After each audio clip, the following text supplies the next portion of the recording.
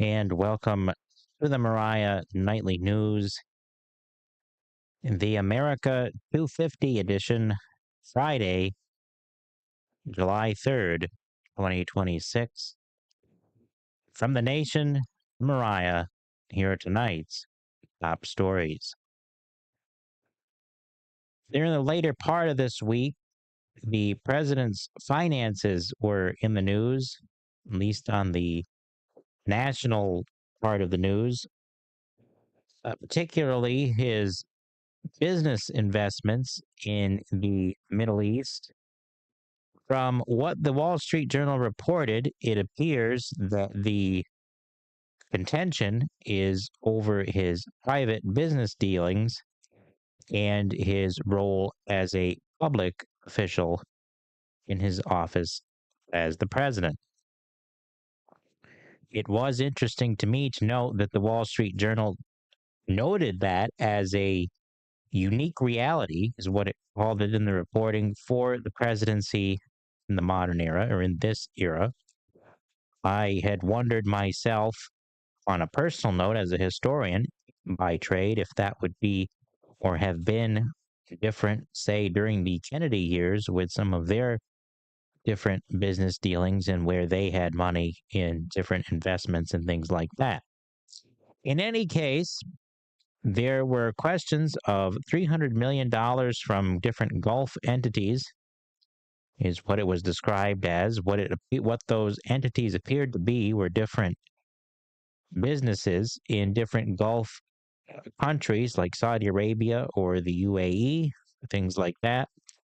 $263 million came from cryptocurrency, which, of course, many Americans have figured out how to play that market for some extra cash, and it looks like the president is no different there. Those questions over his conflict of interest were raised, and Trump, of course, had noted that he had turned over control of his company to his sons upon returning to office, or during his time in office. He had done that during his first administration and as well here.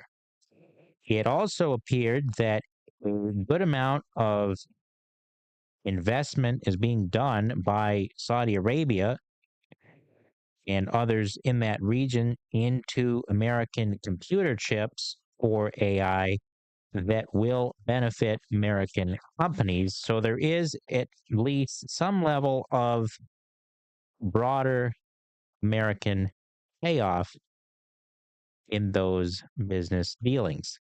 So it appears that even if the president benefits a little bit financially in his private business dealings, that those American companies, those tech companies, will benefit as well.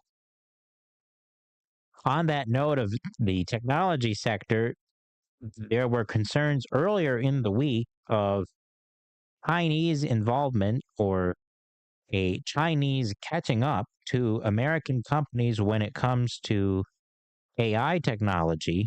Of course, AI has been in the news for various reasons, with tech companies dumping tons of money into it, concerns over the energy crisis and the amount of electricity needed to power this AI technology. But it's also a concern for cybersecurity and national security, with Chinese models being on par or getting or closing the gap on American models that companies like Anthropic put out. From what the Wall Street Journal reported earlier in the week, the Chinese versions are not quite able to do as complex things that the American ones are able to do, from what I could piece together. That is my layman understanding of that. But they are closing the gap. They are, as China is doing in many other areas, catching up to American competitors in what is very much a second Cold War situation. So that is a story that we will continue to watch in the coming weeks in terms of the the basically, as I said, the soft or Cold War, if you will, between the US and China and what takes place there. As recall, the summit earlier this year, which was a significant development, and just sort of watching what they do in terms of that. But even though there was some significant posturing by President Xi during that summit, it also was believed that some of that was a little bit overdone or overemphasized on his part due to some downturn in the Chinese economy. Here at home, on what could be described as a state level, but definitely important for us, there is hope tonight for the fight in the renewable energy debate. The entrepreneur turned political activist, Alexandra Faluso, was on Capitol Hill this week advocating for upstate New York landowners. Now, I called her an entrepreneur turned political activist because it appeared that she had a book on Amazon that was not related to land use at all. It was how to turn your side hustle into a profitable business or something along that line of thought. So it was more in terms of economics and not uh, political activism. In any case, she was on Capitol Hill this week fighting for our rights here in upstate New York, representing upstate New York with the United States Department of Agriculture and high-ranking USDA officials there. Of note, she was in contact with country music star John Rich, who those of us who are 2000s kids will remember he was in the band Big and Rich, and was one half of that, and they had, I believe, split up years ago, and I'm not sure why, but that is the same John Rich that you're thinking of there. But John Rich today, or right now, has been appointed by President Trump as special envoy for American landowners to represent and advocate the interests of farmers, ranchers, and private landowners to the president, basically to represent their interests in Washington on Capitol Hill. He has been a long-time supporter of President Trump and is now advocating for private landowners in Washington. They had announced as part of that meeting, and it was not in my notes here, I don't believe, more or less a method to streamline the process of filling out claims that landowners can fill out directly to the USDA when there is significant overreach by state and local officials, is what it looked like according to the USDA portal that came out. And because I did click on it in preparation of checking it out for the prep for this broadcast. So I'm trying to figure out where the notes are here. Here we go. That's what happens when you're a low budget operation. But so Alexandra Fasulo, I hope I'm getting her name right. It'd be embarrassing. Had started a 501c3 nonprofit called the American Land Rescue Fund to fight against state overreach. And it is a nonprofit dedicated to defending America's farmland, wildlife, and open spaces through the power of law. And she did speak about this yesterday in Washington, and Fox News picked it up and posted the comments and remarks along with the others there. And I don't know if the other big media would do that because they are on the other side anyway. In any case, she has filed a lawsuit here in New York State against ORES, the Office of Renewable Energy Siting, over the Fort Edward solar project. And in the documents for this lawsuit, it is with the Albany County Court stating that ORES and New York State, these bureaucratic agencies responsible for these FOIL requests that she submitted, withheld and redacted unnecessary environmental information. That is, they redacted information that would have been relevant to the case or relevant for voter knowledge or awareness about the environmental impacts of the this Fort Edward solar project. That that was not covered under what is allowed to be omitted in a Freedom of Information law request. Things like personal information, like if someone's address were to be on there, a private citizen, something like that can be redacted. Anything to do with national security, for example, is always permitted to be redacted. And she's in this lawsuit saying, no, that is not what is redacted.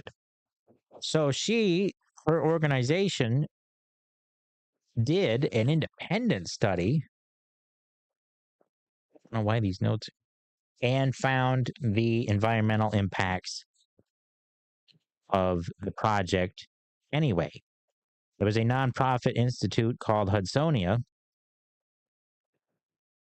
that did this study on behalf of, or prepared it for, the American Land Rescue Project.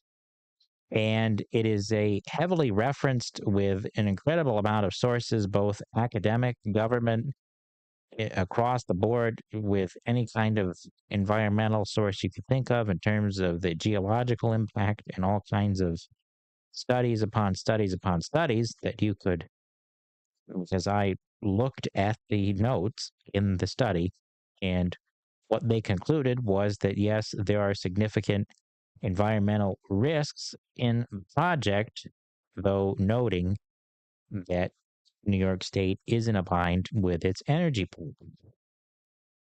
But you can find more about the context here on this channel. But I want to highlight the work that Alexandra is doing for all of us here in upstate New York, myself included, because we own land up here, to fight against government overreach into home rule in our communities. And all of the information that I just described to you is available on her website, and she is very active across the board on social media, and has been asked to be on Newsmax and other major media outlets, Fox News included, as well. Here locally, on the note of power and energy tonight, because it is exactly relevant to what we're talking about, during this heat wave, the town of Moriah has noted power outages here in town. Now, from what the town itself has posted on Facebook per their official page, they don't know why these outages are occurring. The latest one was around, reported National Grid, around Bridge Street, Whitney Street, Jackson Street. Basically, for those of you who are not from Moriah, that would be around the vicinity of Trail North Federal Credit Union. I use that as the descriptive marker because that is right on 9N22. It appears to be somewhere in that part of town. And there were also reports from the town based around the Moriah Mineville area of complaints of power outages. And so we will look at that. Fortunately, the power was not out for us here, but it is not clear, or was not clear, why that was, at least officially, though with the heat wave, it is possible but not confirmed that the grid is strained, because Kathy Hochul yesterday had said that the grid was under heavy strain. via her official media pages saying and she was asking New Yorkers to turn down their air conditioners to 75 to 78 degrees so they would not be working as hard. Things like that. This is no joke. These government pages were putting this out on social media yesterday. But fortunately for her, that is perfectly okay because my electric vehicle happens to identify as a perfectly healthy gas. With that tonight, the top story over going into the weekend is perhaps more celebratory than all of that. It is America 250 this weekend. And for all of everything that's going on in our town and in our communities, state, and around the world, I wanted to take a moment to reflect on America at 250. This was something that, or is something that I have thought about for years as someone who has loved history as well as public affairs. And it's a very significant moment for our nation and our history as a society and as a people. I was somewhat disappointed that although most people are positive, that there are some that are not, that they don't seem to care that America is turning 250 and seem to make light of that fact. And quite frankly, if that is the direction that we head or the state that we are as a people, we will not make it another 250 years with that attitude or that mindset. The where we are is interesting. And a few months ago, I had come across a Billy Graham message from 50 years ago when America was on the cusp of the bicentennial in 1976. And if you were to go, you can go back on YouTube and watch that message. And unfortunately, because of copyright laws, I cannot, at least at this point, do anything to show anything from that.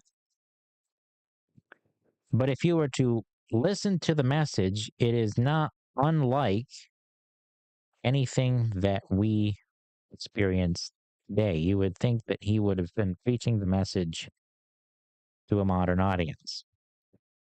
And he speaks very much of the same types of problems that we have, speaking of wars and rumors of wars and what was then the fear of atomic or nuclear annihilation.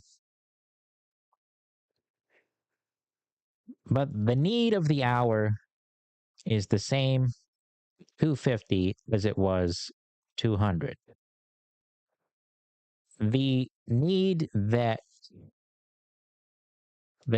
for a return to our roots as a nation to have the right moral and spiritual framework for the next 250 years.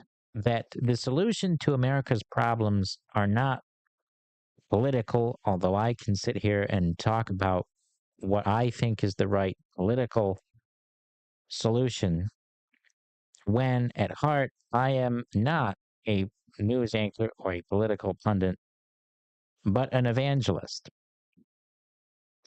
Because if America is to survive, it needs a proper moral and indeed a spiritual framework. That when we have seen In the years leading up to this anniversary, problems with drug abuse, misuse, and not only that, but the problems inside of people that lead to those issues, like the lack of any kind of meaning or purpose, and leading to all kinds of downward spirals of depression, anxiety, and fear, and all of those things, especially after COVID, that we need the hope and the light and the newness of life that the gospel of Jesus Christ promises.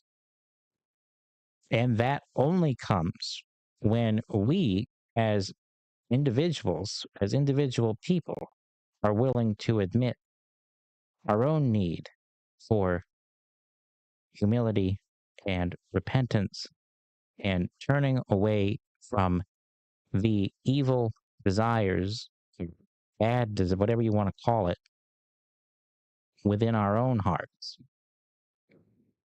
And that's the only way to restore the communion that was lost between us and God after the Garden of Eden. Now you're free to turn the channel and not pay attention, and that's fine. You're free to live your life the way you want to live it, and in some way, and that's the beauty of the U.S., the United States.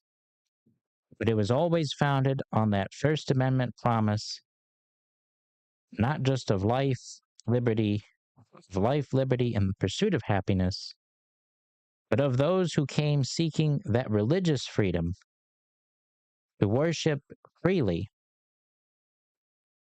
and to allow the freedom for those who did not want to worship. And if we can retain those freedoms and remember those promises, we will indeed be better off as a people if we allow those things back into the public square and allow those discussions into the public square of discussing what is truth, what is right, what is the meaning of life. Those things were never meant to be just pushed away to the private side of life and not discussed in a public setting. I think that was far from the case. Otherwise, there never would have been a First Amendment to protect not only religious rights, but the right of expression and voicing the opinion like I'm doing here. The freedom to say what we want, when we want, whether that's writing, through modern communication, traditional communication, but to have an opinion and to be able to say it in the public square is perhaps the foundation of democracy, that we could not only discuss ideas, but pursue what is true as a society. And if we don't know what truth is, we will not make it. And that when we are so divided and we don't know what a human being is, we can have these discussions and should have them so that America will last to 300, 500, and beyond. And with that, I will end this broadcast wishing you a happy, healthy, and a safe Independence Day weekend. A very happy America 250. So God bless you, and God bless the United States of America, and good night.